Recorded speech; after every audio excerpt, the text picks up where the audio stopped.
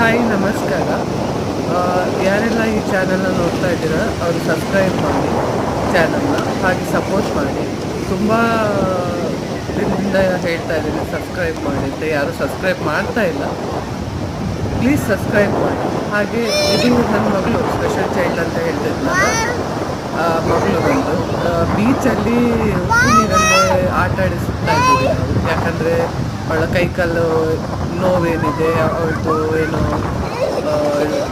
Work ಮಾಡ್ತಾ ಇಲ್ಲ, ಈ ನರಗಳು ಅದೆಲ್ಲ ಚೆನ್ನಾಗಿ ವರ್ಕ್ ಮಾಡೋಕ್ಕಾಗುತ್ತೆ, ಮತ್ತು ಕೈಕಾಲು ಬಡಿಯೋದ್ರಿಂದ ಕೈಕಾಲು ಎಕ್ಸಸೈಸ್ ಆಗುತ್ತೆ ಅಂತ ನಾವು ಬೀಚಲ್ಲಿ ಅವಳನ್ನ ಆಟ ಆಡಿಸೋಕ್ಕೆ ಕರ್ಕೊಂಡು ಹೋಗಿದ್ವಿ.